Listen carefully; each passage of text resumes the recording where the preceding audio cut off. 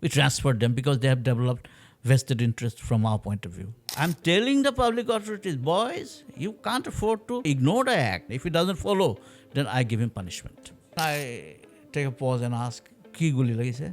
Then he says, Yad guli, Yad guli, Yad guli. Our boys love weapons. Good evening. Today I am at the premises of the beautiful Novotel Guwahati to chat with our guest Shri Bhaskar Jyoti Mahanta, who is the Chief Information Commissioner of Assam and was the former DGP of the Assam Police.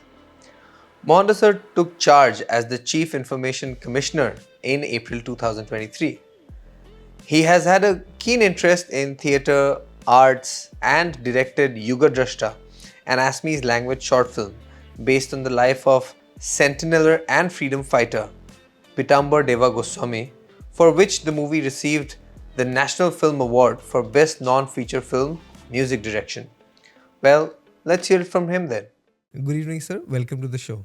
Good evening. First and foremost, in your new position as the Chief Information Commissioner, बहुत मानुहे ये position और बिखरे ना जाने. I'd love to understand, and if you can tell the audience what the role of a Chief Information Commissioner is. There has been a movement, I would say, all India movement for ensuring transparency in the public service. Over the years, there has been issues on corruption and stuff like that. Our government servants bilakor, there is a tendency to not be very free and frank about the reasons behind a particular decision that they take. Ebro karone ki hoy, there are a lot of apprehensions on the minds of the people about whole lot of issues. So they have a right to know things, why a decision is taken, etc. So on these issues, there has been a movement since 2000. Especially, it has taken a bigger steam since 2000. And a movement has been going on, and finally Government of India has recognized the necessity to grant the citizenry this particular right to know. And in order to give respect to the democratic institutions, it is thought that this particular right of the individual, the citizenry, to understand the goings-on and the why of it in the government sector, the government has decided to bring out a particular law that is called Right to Information Act, 2005. And as per this act, a whole lot of provisions are made to, ensure that the public authorities are those people who are manning the governmental sectors across departments, across sectors, and they are to choose a particular person who is to share any information the citizen asks for. So that's how this has all come about, and our job is to enforce the Right to Information Act 2005 in a manner that is effective, that people want to know something about himself or any other person or a reason of taking a particular decision, etc., by a public authority, and he or she can obtain that information by going through a particular procedure. If, in the beginning, the SPIOs, the public information officers, then there is a system of first appellate authority. If the person doesn't share the information asked for within a period of 30 days, then he or she can move the first appellate authority, the head of the office normally, who is to share the information, and he is to arrange hearing of the person who asked for the information and the person who is to share the information, and why you are not being able to share the information he's asked. And then he takes a decision, no, you have to give the information within this and this, that. If the person is not satisfied with these particular interventions, then he comes to me, the Chief Information Commissioner. This is called the second appeal, and this is the final appeal. I'm like a judge, and I take a decision whether the refrain that has been advocated by the public authority saying that this information I cannot share. Because there are certain provisions there, like all information sometimes cannot be shared. Perhaps issues like national security, issues like, right to secrecy, especially on matters pertaining to the security of the country, the parliamentary decisions, etc. Certain, under Section 8, there are a whole lot of exemption provisions. Those you do not have to share. So a lot of people take recourse to that and say that I'm not going to share. So I take the final call. I said, you better do share. And I'd give him an instruction. If he doesn't follow, then I give him punishment. So, just to kind of simplify, people file an RTI to a necessary department or a government body. And if someone chooses to not share, the citizen can come to you and say that my information is not provided. Please provide assistance or help share the information. Right? Yes. All right. So, in considering the trend in Assam, do you think there has been a general increase in the number of RTIs or decrease? What is the overall trend? It's been wavering, actually. Sometimes it's been, quite a number. Sometimes it is less. There are good things. There are not so many good things. Also, in respect to the, the RTI regime.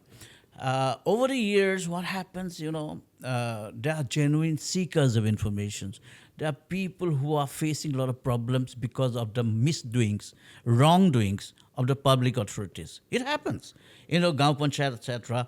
You are supposed to build a road, for example, and the road has to go via this particular portion of the village, but it's not going because the big guys are in the next road. Yes. So they would rather build a road in the next lane and show it to have been built here. So this guy says that the road was supposed to be built in front of my house and it's not built. So why is it so? Why is it built there?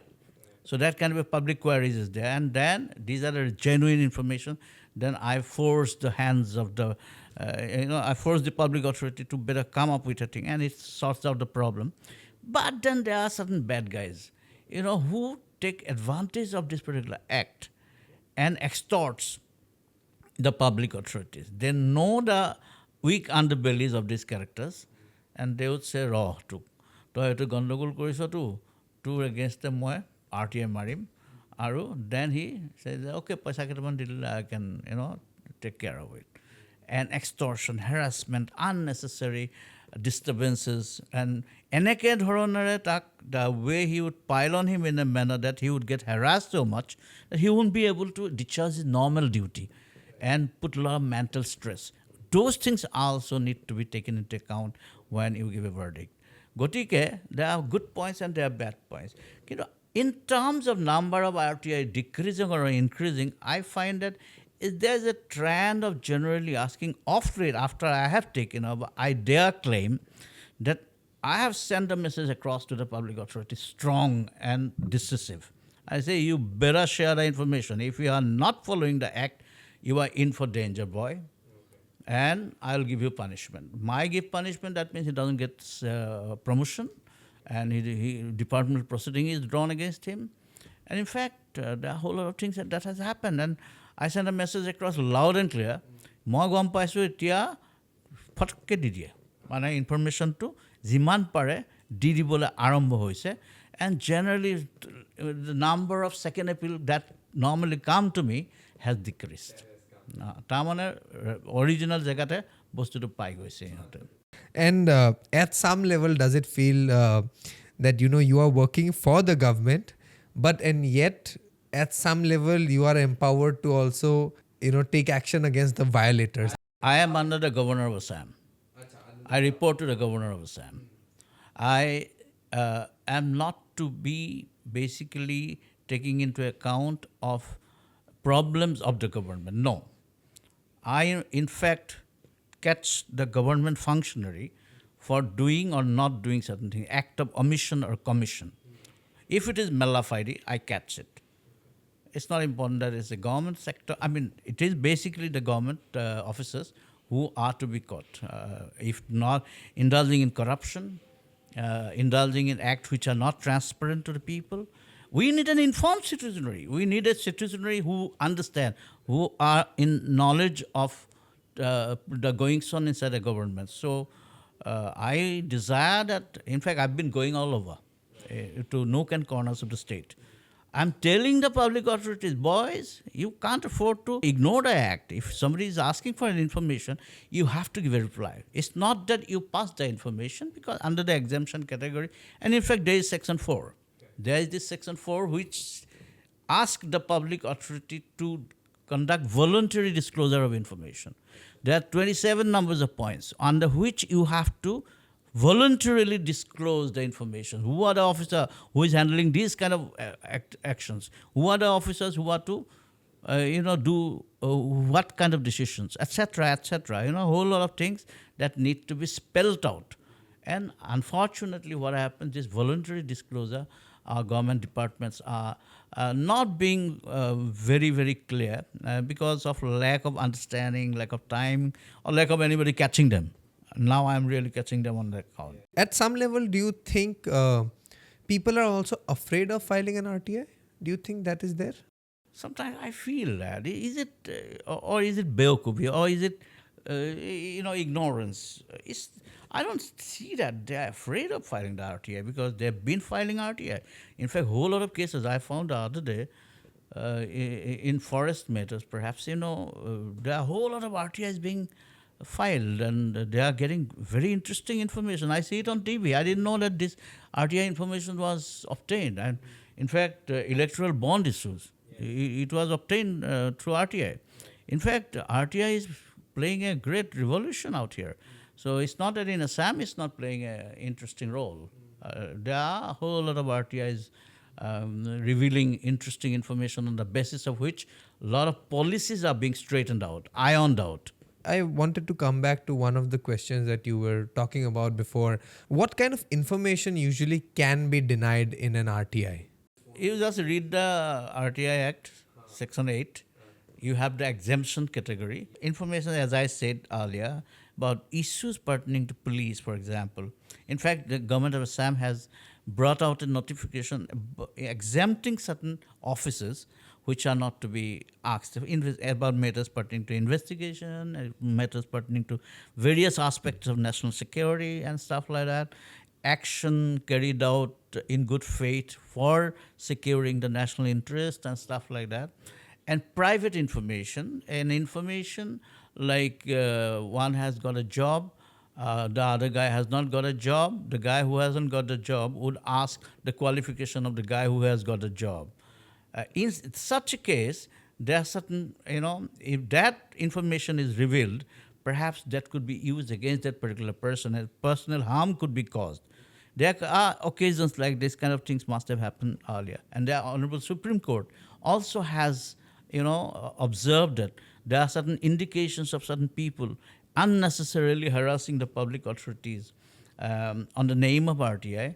In such cases, in Bandupadhyay versus CBSE case, in Honorable Supreme Court has held that if 50% of the time of the 50% of the staff in a particular office gets spent in preparing the RTI queries, then that kind of queries do not have to be answered.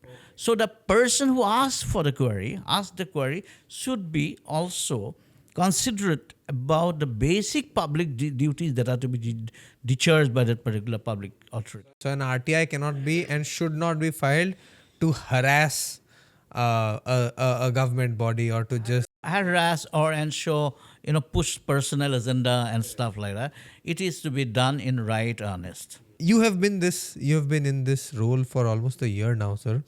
I want to understand from you, what have you done, or does your commission, or does your body actively engage with the people to create awareness about RTI? Apart from what you do alone or you do in, say, closed circuits, what does the department otherwise do, or your body do? I have started the RTI portal. The RTI portal is a huge task that we have started right now. And through this, it is pretty much clear. We also observe RTI week.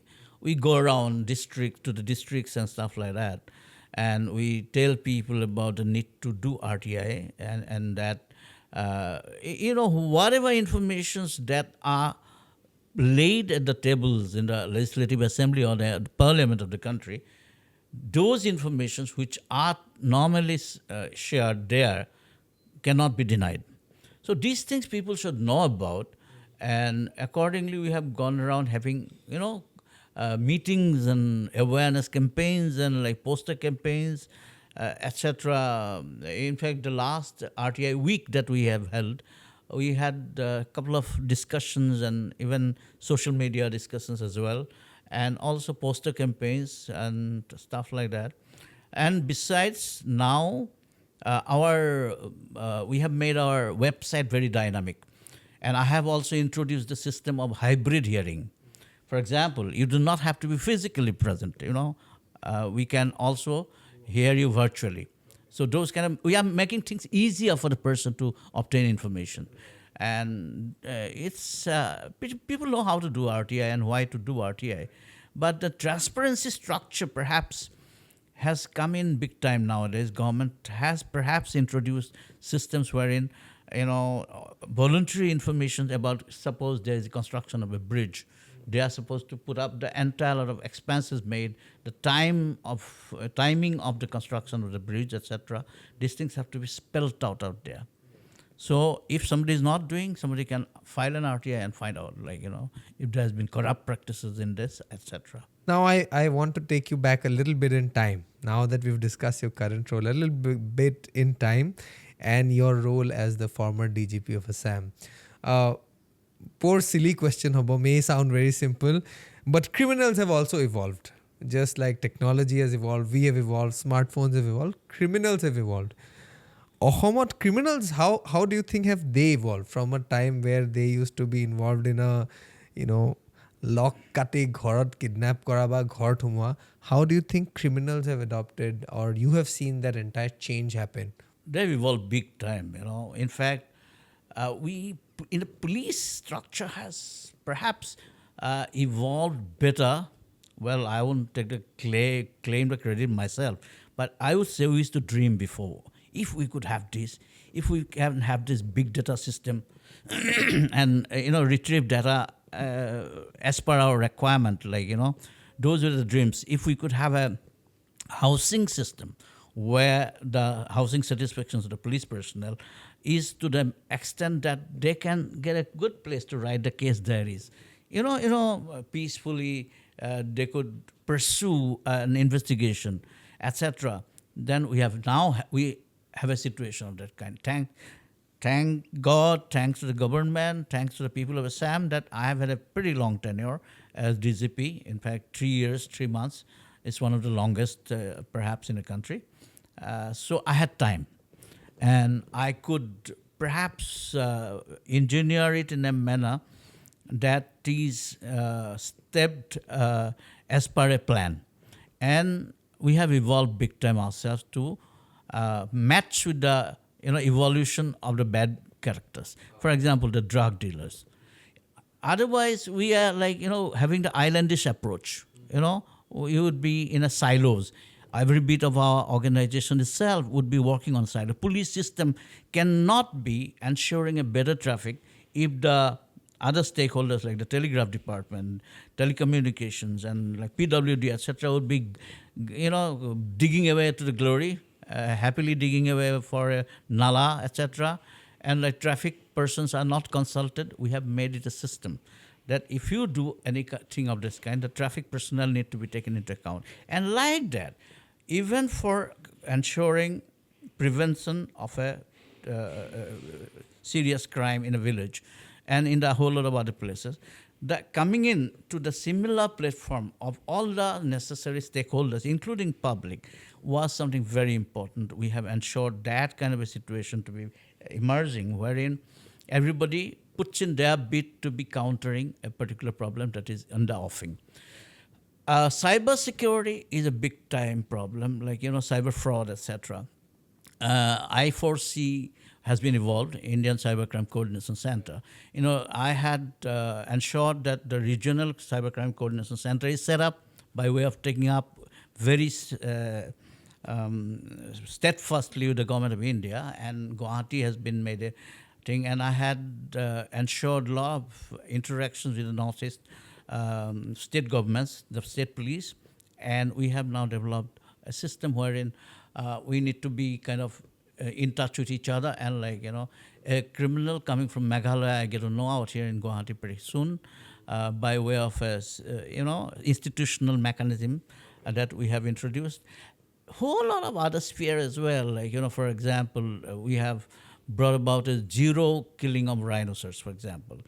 And we had to have our eyes and ears out there in Manipur, in Meghalaya, in Nagaland. What would happen in Assam tomorrow would be now, planned and conspired out there in a land like even for that matter Myanmar. A whole lot of movement of ivory and contrabands of those kinds. Talk about drugs and narcotics, especially through the Moreh border. So in Assam only it's a transit. So I had let loose a war against drugs. Especially methamphetamine was such a huge challenge for us, and how the methamphetamine travels. So we had gone deep into those, Myanmarese areas as well. Like, we have put our people, even in Bangladesh, we have had our footprints so that like we get to know beforehand. So criminals have become much smarter, and we have become smarter as well. The Assam Police has been on the war against drugs campaign for a very long time, and being in the news industry, we see a press note, and there's a photograph and there's a press note released every alternate day. Most of the drugs that are being confiscated are heroin, meth, and cocaine and ganja. This is quite frequent. When does Assam Police actually say that the war on drugs is finally over? It's not easy. It's not easy to declare a closure to it as long as Golden Triangle strives. In that particular area, world's maximum poppy cultivation takes place out there. In Laos, Vietnam, and Myanmar, there is a triangle which is called Golden Triangle. World's largest poppy cultivation takes place out there. And from 100 kg of poppy, 1 kg of heroin is processed, and from 100 kg of heroin, whole lot of morphines, etc. are also being produced out there, and impure variety do come to the mainland India, and methamphetamine is a big headache for the entire country, I would say. And why United States Army, which is sitting pretty in the border of China, they are the meth emperor of the world. They are the ones who are the boss guys. And as long as they continue to remain sitting pretty out there, the problem in Assam will continue to remain. And we do not have a mechanism to address that issue there in Myanmar and China border. So it gets produced out there. And now you would be knowing about the problem in Manipur between the Kukis and the Métis. It is said to have emanated from the act of cultivation of poppy. In a whole lot of hills out there in Manipur, it's happening in Arunachal as well. Poppy cultivation, taking place big time, and from there it goes again towards Myanmar for getting it processed into heroin and stuff like that, and then it come back to mainland India via Assam.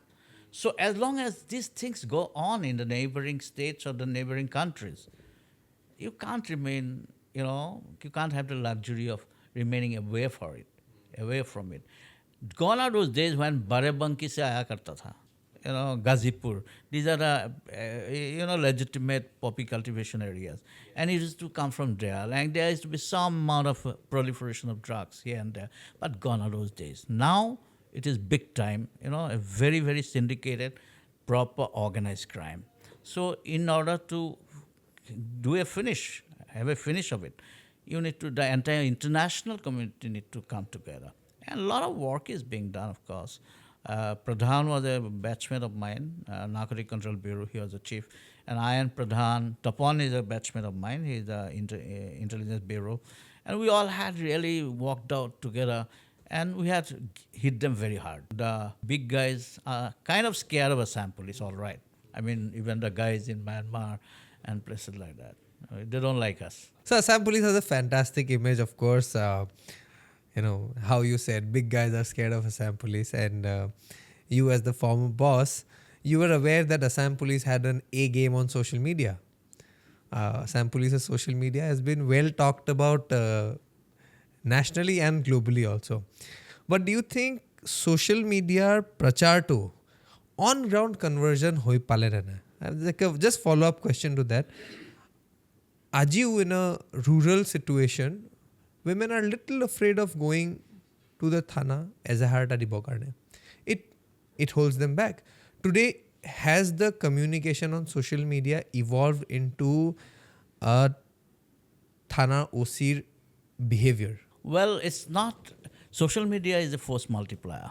We are smart. We have done, and I used to get hazard, like, feedbacks and likes and whatnot. Like, a whole lot of young kids would like really be with me, and we have a very smart group working on it, very smartly putting up stuff. But then, as you say, in order to send a message across, the communication through social media need to be, in order to it to be effective to the point that an OC gets influenced.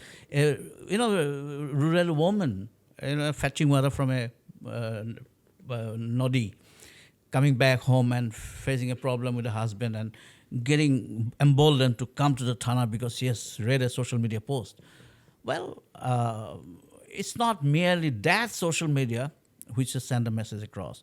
More than that, it could be the VDP, is another form of social media, which is a very strong social media on ground. It is not social media that we understand in Facebook in terms of X or in terms of all this digital communication mechanism. More than that, we have an interesting social media called Village Defense Force.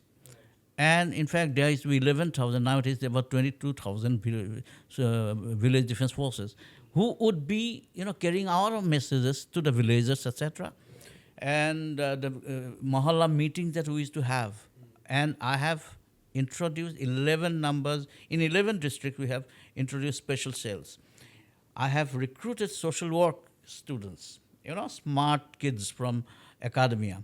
So we have had a MOU, Tata Institute of Social Science, and had these young women and boys and girls posted in the police stations who would be doing counseling, etc., to the victim. Victimological orientation wasn't there in Assam Police.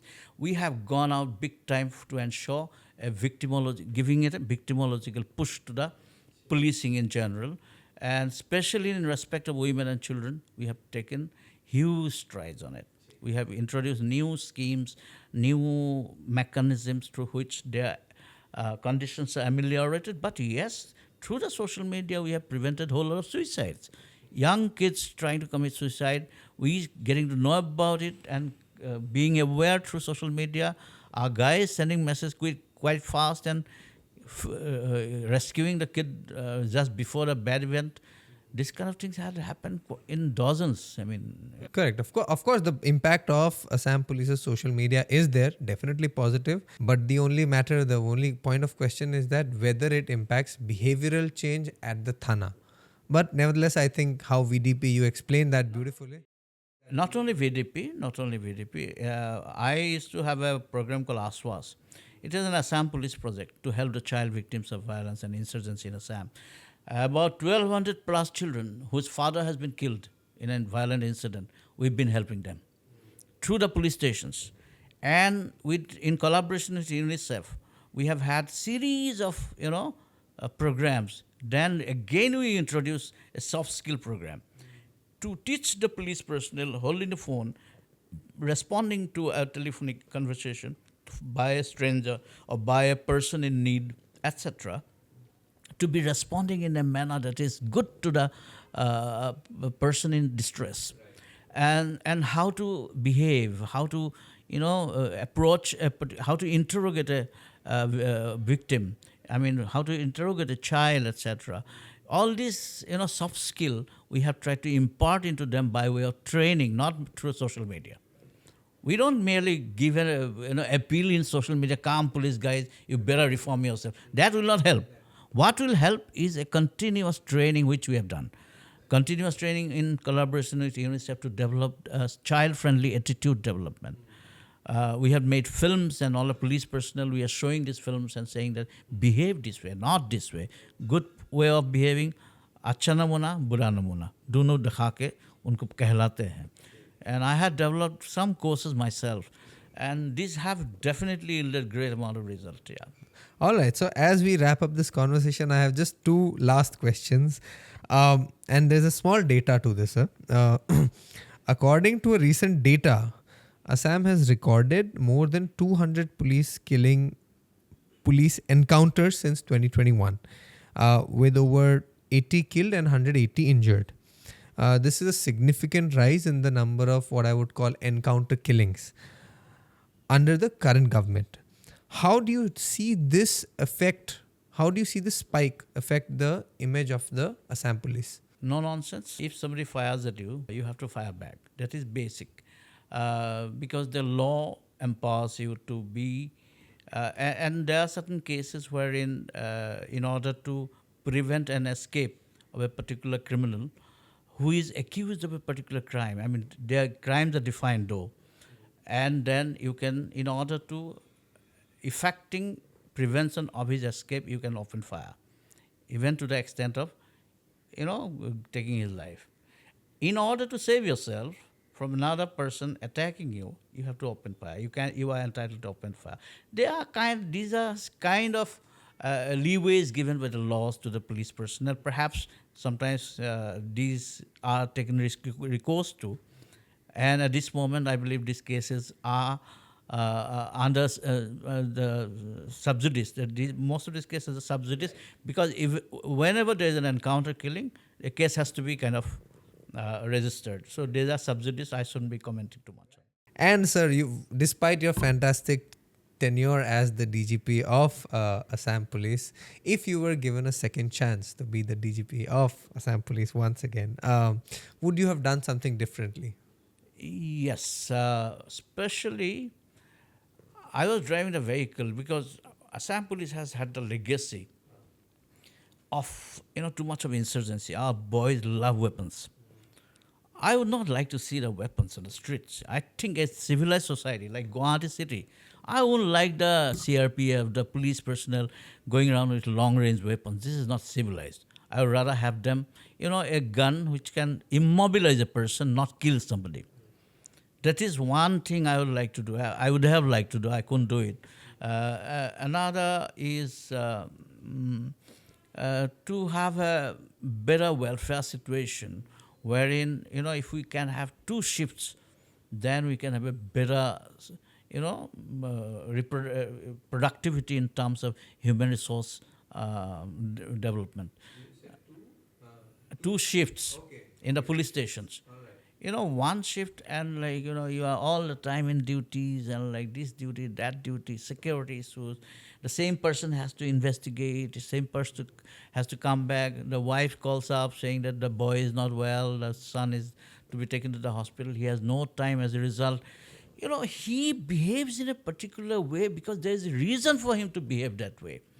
He's under a lot of stress, and his stress factor is not taken into account of not only by the people in general, by the system itself. Our system is very cruel, I would say. But then, yes, during my tenure itself, the government was being very kind. They have given me free hand. I recruited more than 15,000 police personnel. But then these are not additionalities. These are the ones which were not there, which are already sanctioned, but they are not in place. We have brought them in place, but they are not good enough. I mean, we need 2 such sets in each police station.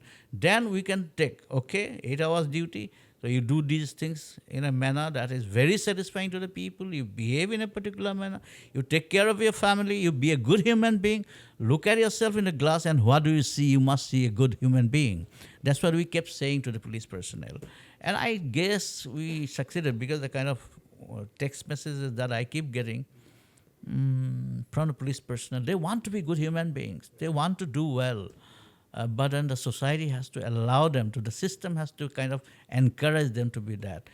A lot of improvement has taken place. I'm sure more improvement will come about. Just one of the few remaining questions, sir. Clearly, when you describe the need of shifts in the Assam Police, it's difficult to be a policeman. Can we understand a little bit about how difficult it is to be a policeman? They put their life on the line every day. They encounter bullets every day. They encounter criminals every day. And yet you want people to actively come join the services. And they do come and join the services pretty happily. Basically because they see at the end of the day, they get a kind of an accolade, kind of a tap on the back saying that thank you very much. Especially those people who are victims. Once police helps them, it's a great feeling on the part of those people. And I have come across such experiences firsthand myself several times. And in terms of a bigger social picture, of late, what we try to do is to shift the focus from insurgency oriented policing to service delivery oriented policing. Help the person in need, help a person in distress. I have transferred the entire lot of stock, lock, stock, and barrel of police personnel from Guwahati city. And similarly from the Guwahati Railway Police, General Railway Police, GRP. We transferred them because they have developed vested interest from our point of view. We thought that if they are shifted, then perhaps a new lot would come and they would not know bad guys and they will not have nexus with bad characters, etc. So we shifted, transferred them. Then one guy comes to me, and anybody coming to me to, requesting a rethinking about it, then I would say, get out. This chap comes to me, he says, "Sir, more transfer." I said, get out. Anybody, no second thought would be there. But then he said, "More got guli lagise," this fellow says. Then I take a pause and ask, "Ki guli lagise?" Then he says, "Yad guli, yad guli, yad guli." So he has about 7 places, he has taken 7 bullets and he's still surviving. Every 4th day he has to go to Guwahati Medical College, and that Guwahati Medical College that he has to undergo certain procedures. And it's been going on since 12 years. Then I took a survey of all the personnel with bullet wounds in Assam Police. And I have sent persons to everybody's house. We have got them all together along with children. And then we had that lunch together in police headquarters. And later I wrote a book. Thank you so much for your time, sir. I had a fantastic conversation, very insightful. And I hope you had a good time having this chat with us too. Good time too, yes.